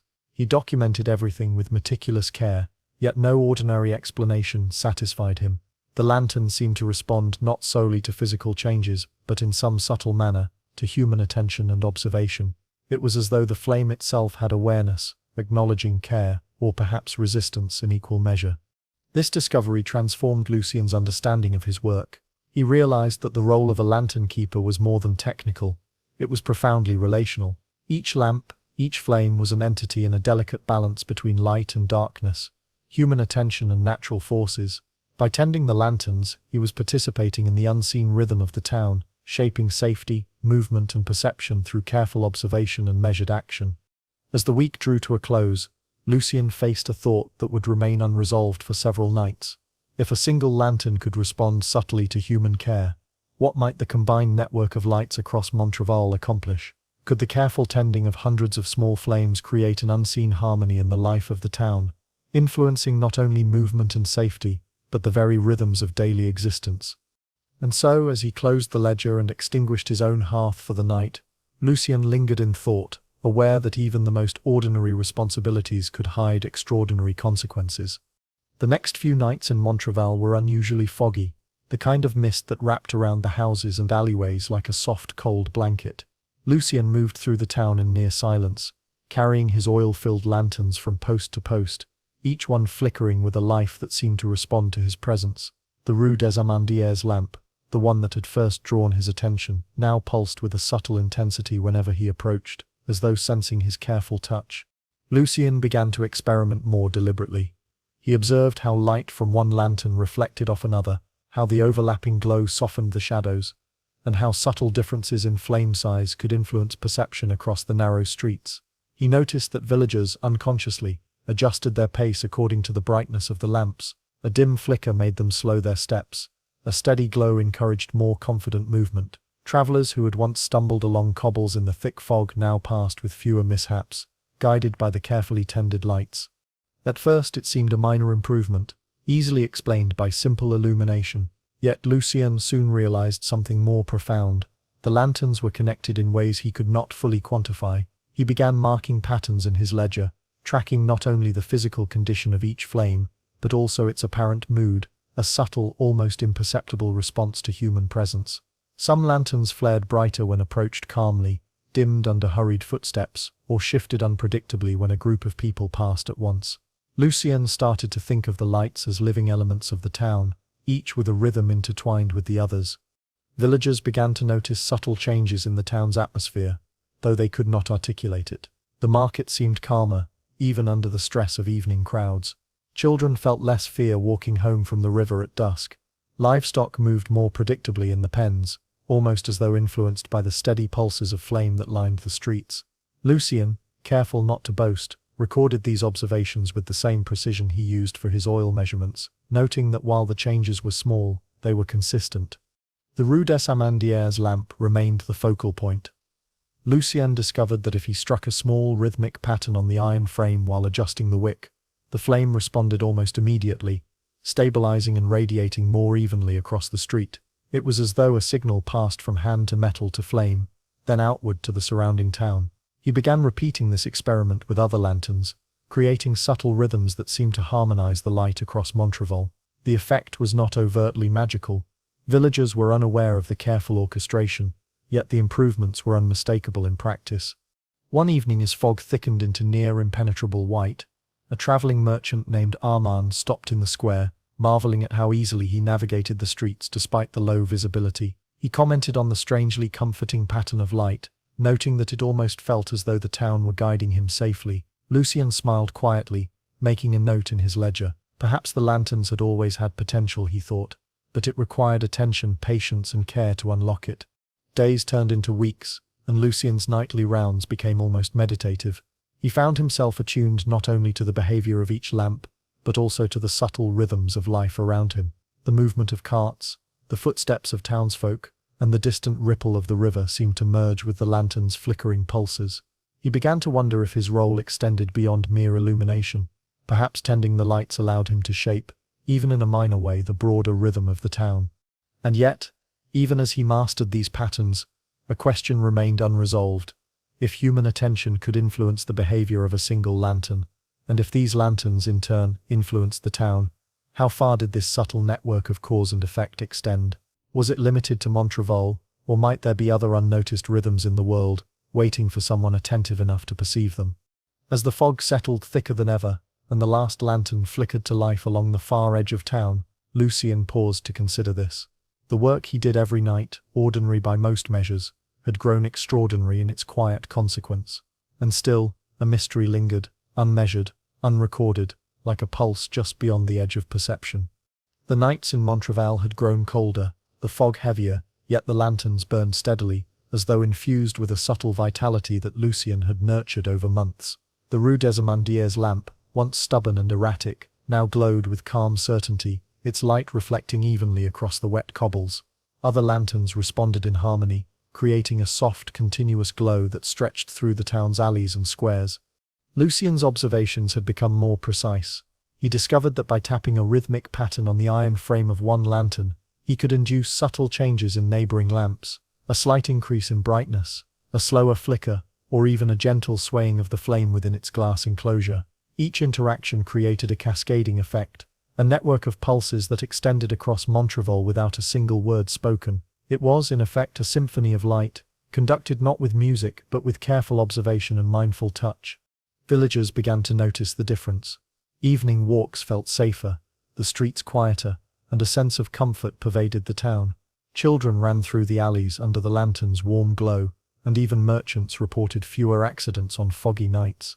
None could explain why, yet everyone agreed Montrevel had grown more serene.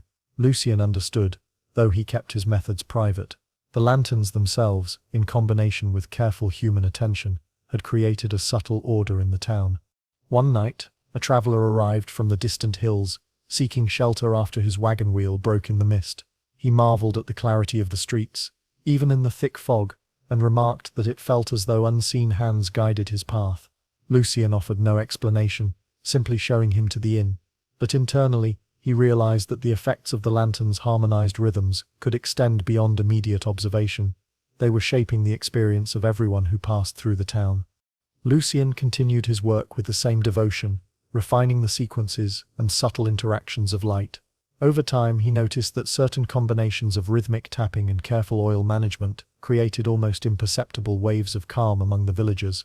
Arguments diminished in the square. Laughter grew softer but more constant, and the patterns of movement became steadier.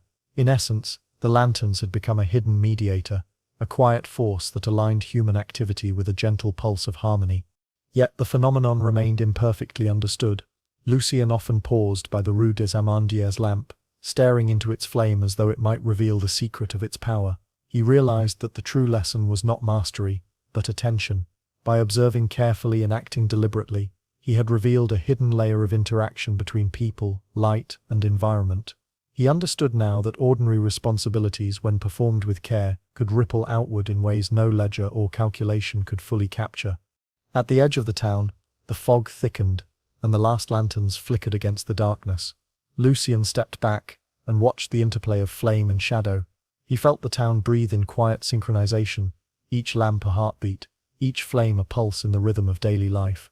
The quiet influence he had nurtured was now woven into Montreval itself. And yet, even as he observed this newfound order, a single question remained. If the careful tending of lanterns could guide the rhythms of a small town, what other hidden patterns lay waiting in the world, patterns that might respond to patience, attention, and intention? Could there be entire networks of influence unnoticed, subtle yet profound, waiting for someone like him to observe and nurture them? Lucien extinguished his own hearth that night, the town glowing faintly behind him. He knew the lanterns would continue their work without further intervention, but he also understood that the true magic lay not in the lamps themselves, but in the deliberate, mindful care given to them. And so, as Montreval drifted into a calm and measured sleep, the keeper of the lanterns carried a quiet certainty. Even in the most ordinary tasks, extraordinary influence could reside, if one only observed the rhythm beneath the surface. As darkness seeps slowly into the corners of your mind, imagine a small, narrow workshop tucked between timbered houses along the winding streets of Villeneuve. Its windows are streaked with dust, and the scent of leather, tanned, polished, and sometimes slightly acrid, fills the air. Here lives the cobbler Etienne, a man whose life appears ordinary, yet whose quiet attention to detail would eventually reveal extraordinary truths about the unnoticed measures of the world. Etienne's days began with the careful selection of hides, each piece inspected for thickness, grain, and flexibility. He worked with tools both ancient and precise, awls, knives, hammers, and lasts, each worn by decades of repeated motion. The rhythm of his labor, the tapping of nails, the slicing of leather, the turning of the awl, was steady and deliberate, measured in tiny increments that most would overlook. And yet, this rhythm was Etienne's method of observing the world. Each shadow cast by the morning sun across his workbench, each subtle shift in light and temperature, was catalogued meticulously in his mind. Villagers passed daily, some bringing shoes for repair, others merely glancing at the window display. Few ever noticed the tiny marks Etienne had etched into the walls and shelves, a scratch here to record the passing of a week, a notch there to mark a season. These markings were meaningless to most, yet to him they were a chronicle of time, a subtle way to measure the invisible flow of hours, days, and months. One late autumn morning, Etienne noticed something peculiar. As the sun rose above the rooftops and cast long shadows across his workbench, the shadows themselves seemed to behave irregularly. A chair's shadow stretched slightly longer than expected, the awl's shadow trembled as though stirred by an imperceptible breeze, and the sunlight streaming through the window appeared to pulse faintly, in rhythm with the creaking floorboards. At first he thought it was fatigue or a trick of his mind, yet the phenomenon repeated itself day after day, each instant subtle, almost imperceptible, yet undeniably present. Intrigued, Etienne began to record these observations. He placed a small journal beside his tools, noting the length, angle, and movement of shadows at precise intervals. He drew diagrams, measured with string and compass, and even attempted to correlate changes in shadows with weather patterns and the position of the sun. Over time he realized that these small, shifting forms were not random. There was a rhythm to them, a hidden pulse that moved independently of the obvious movements of sunlight or human activity. Villagers occasionally remarked on Etienne's oddity. Children found him strange, muttering to himself, and measuring shadows with rulers and sticks.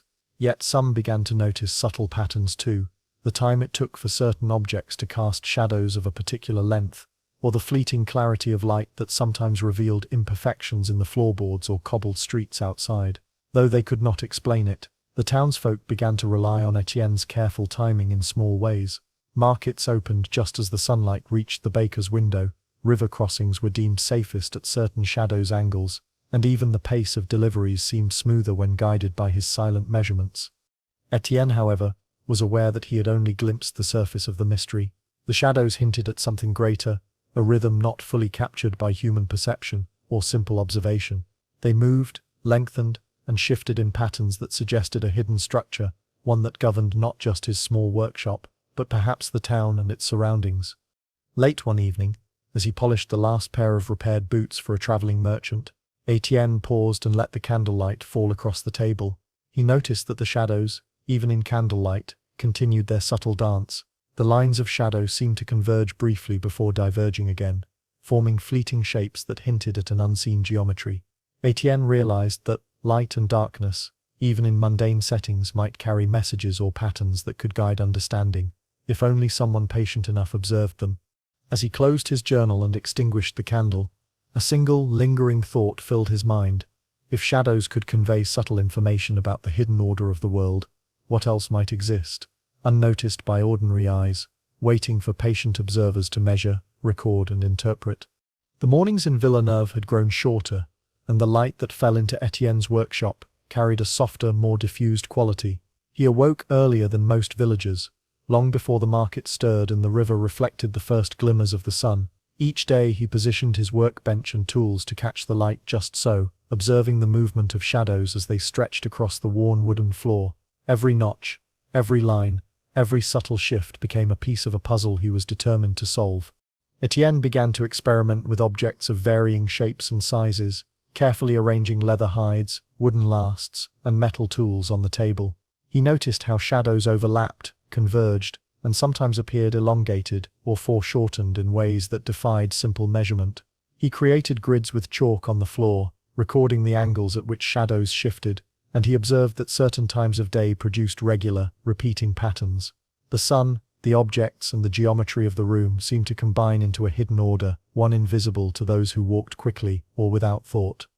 As days turned into weeks, Etienne began comparing shadows on different days, correlating them with cloud cover, wind, and even subtle changes in temperature. He realized that while shadows were influenced by ordinary factors, there was an underlying rhythm that persisted, a consistency that hinted at a deeper truth. It was as if the movements of light and darkness carried a message, a pattern encoded in time itself. Villagers continued their routines, largely unaware of the meticulous observations unfolding in the little workshop. Yet some began to notice small changes in their lives. The baker's bread rose more evenly when delivered at certain shadowed intervals. Farmers found it easier to cross the river when Etienne quietly indicated a safe moment based on his measurements. Even children who once ran heedlessly through the streets seemed to move more gracefully along the cobblestones when guided, unknowingly, by his silent influence. One afternoon, Etienne noticed something extraordinary. The shadows, when intersecting at particular angles, formed shapes that seemed almost deliberate: triangles, parallelograms, and fleeting hexagons. He began documenting these formations with increasing care, sketching them in his journal, and noting the precise time of day each occurred. He realized that if one observed closely enough, shadows were not merely the absence of light, they were a language of the world, subtle yet profound, capable of conveying information about position, movement, and even the passing of time. This revelation filled Etienne with both excitement and apprehension. If shadows held such intricate information, what other unnoticed systems governed the town and its surroundings? Was there a hidden order beneath the mundane, a structure of cause and effect that no one had yet considered? He became aware that the act of observing itself mattered. His attention, patience, and methodical care seemed to amplify the clarity of the patterns. In the evenings he would trace the shapes on parchment, arranging them into diagrams that connected moments across days. Sometimes these diagrams hinted at larger structures, like a map of invisible currents threading through the town. Etienne began to suspect that shadows could reveal connections between events, that they might measure consequences in subtle ways, if only someone attentive enough could read them. Yet even as he made progress, Etienne faced a profound question that he could not answer. If the patterns of shadows could guide understanding and influence the rhythm of life in his small town, how far did this hidden order extend? Did it reach beyond Villeneuve, beyond the river, beyond the fields and forests? Could patient observation reveal truths about the world as a whole, waiting quietly in the interaction of light and matter?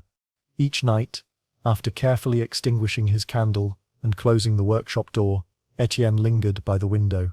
The street lanterns flickered softly in the fog, casting their own shadows that danced across the cobbles.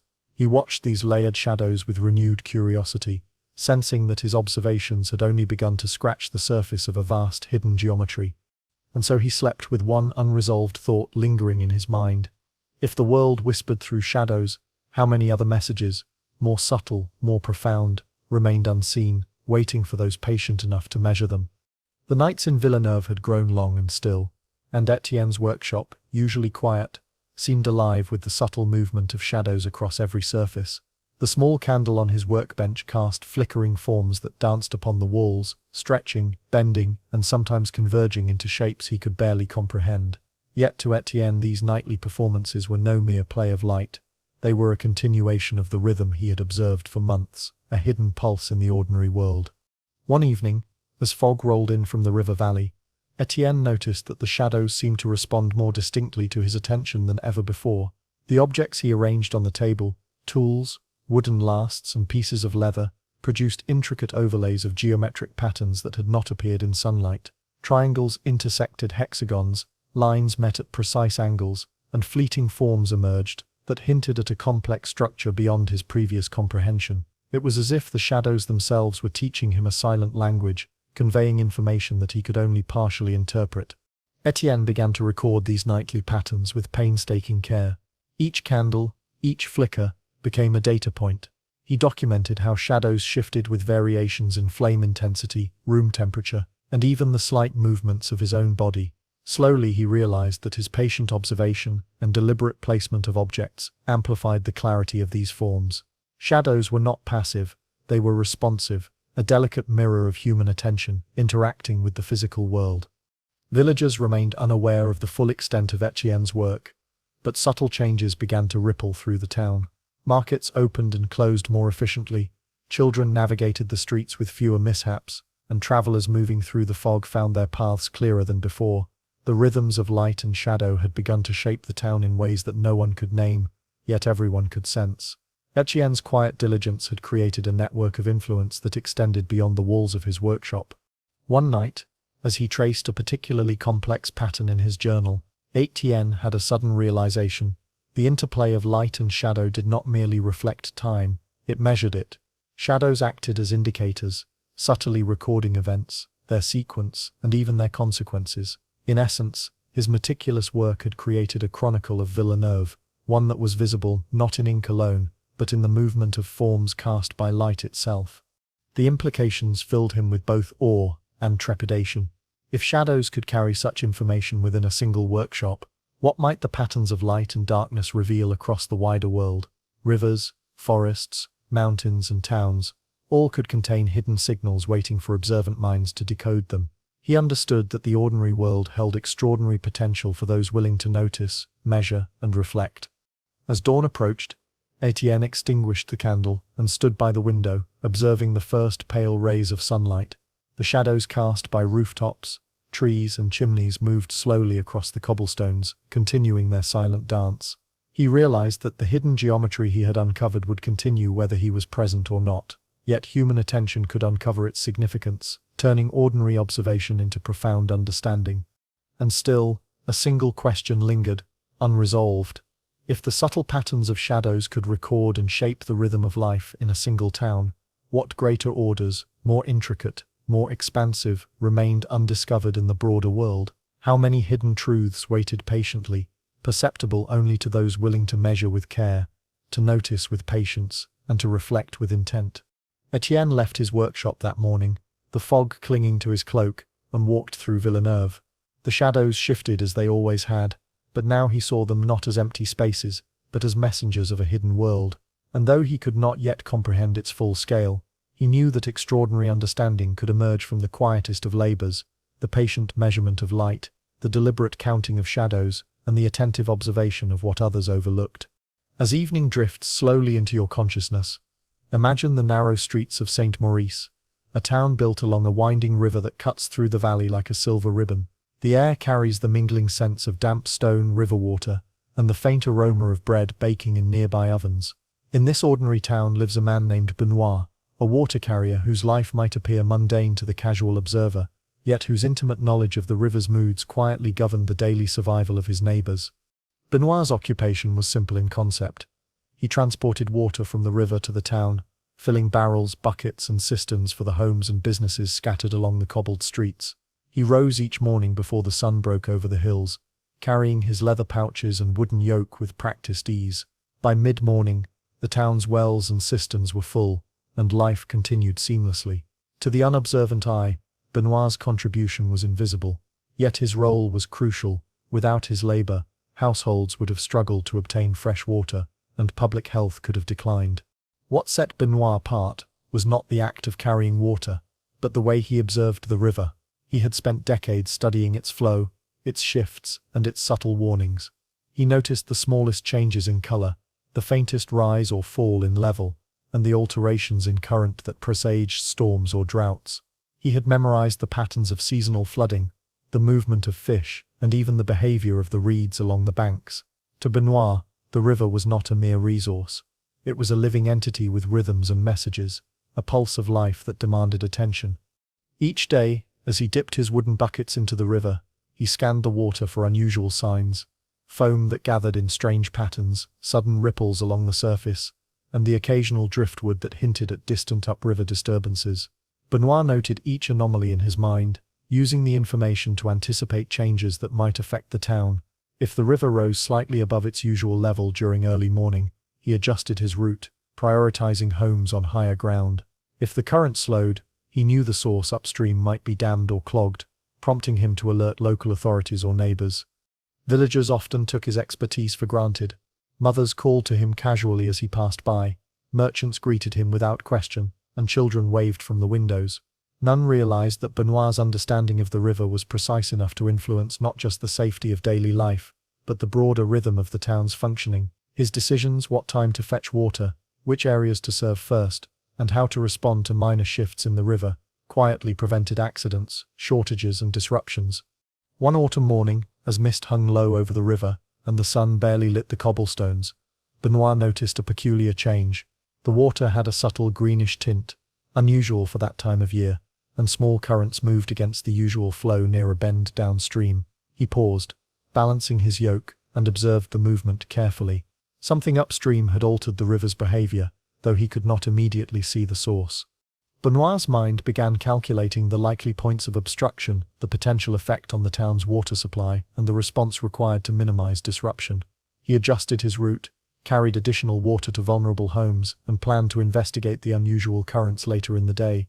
All this he did quietly, without alarm or fanfare, yet the town unknowingly benefited from his attentiveness. As he continued along the riverbank, he observed a group of reeds bend strangely against the current, as if pointing toward a blockage. He made a mental note to return with a small crew to inspect it. Every detail mattered: the angle of a ripple, the brightness of a reflection, the position of floating leaves. Benoit had long since learned that survival depended not on grand gestures, but on meticulous attention to the ordinary, repeated acts of observation and care. Yet even as he moved along the familiar banks, a question lingered in his mind, unresolved and persistent. If the river could communicate subtle warnings and signals to those patient enough to observe them, how much of the world's knowledge, hidden in plain sight, remained unnoticed by ordinary people, shaping life in ways few could perceive? The days in Saint Maurice followed the unhurried rhythm of river and town, yet Benoit's life was anything but monotonous. He had learned that the river spoke constantly, though its language was subtle, encoded in patterns that most would never notice. Every ripple, eddy, and floating leaf carried information, signaling changes upstream or warning of potential dangers.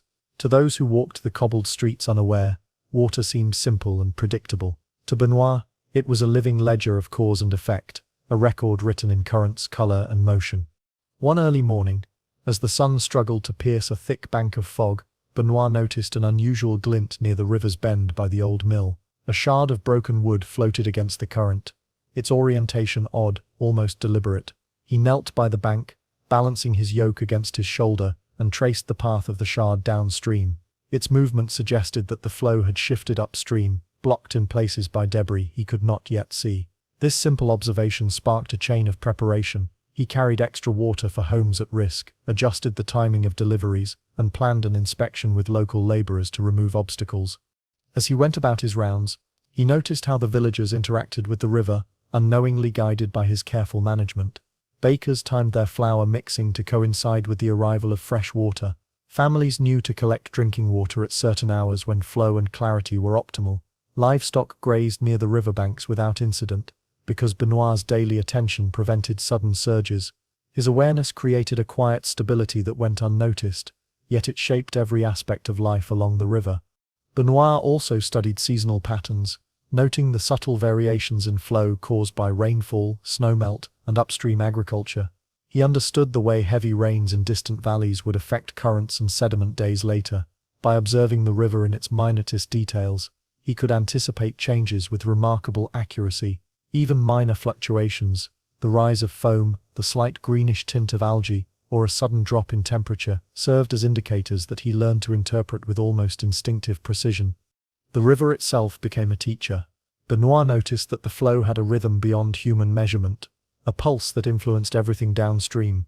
When he timed his deliveries, according to this natural cadence, he found that effort was minimized, and the water reached homes more efficiently. He began keeping a mental map of the currents, eddies, and subtle hazards, adjusting each day's route according to shifts that no ordinary map could record. One afternoon, as the wind carried a chill from the valley, Benoit paused to watch the water. He realized that the river's movements were not only shaped by physical forces, but were subtly responsive to human activity. The placement of a barrel, the crossing of a cart, or even the simple act of drawing water influenced local currents in minor, measurable ways. He began to understand that the town and river existed in an intertwined system, each affecting the other. His careful attention allowed him to harmonize this relationship, smoothing disruptions before they became serious problems. Yet, even as he mastered this quiet orchestration, Benoit sensed that he had only glimpsed the surface of the river's lessons. For all his observation and preparation, there were anomalies, unexpected surges, sudden swirls, or debris appearing without apparent cause. These events reminded him that the river had its own autonomy, its own hidden patterns that could not be fully controlled, only anticipated. Late one evening, as the fog thickened and lanterns glimmered along the streets, Benoit paused beside a bend in the river. He noticed a cluster of reeds bending against the current in a rhythm almost imperceptible. Their subtle sway suggested changes upstream that even his careful calculations had not predicted. The river was speaking again, offering new information, new puzzles, and Benoit realized that the more attentive he became, the more the world revealed itself, but never fully, leaving always a lingering question just beyond understanding. His mind held that question as he finished his deliveries for the day. If the river could convey intricate, imperceptible signals to guide human activity, how many other networks, rivers, winds, forests, or even patterns of human behavior existed around him, quietly shaping life, waiting for those patient enough to read them? The fog lingered over St. Maurice longer than usual, casting a silver-grey haze over the cobbled streets and the winding river.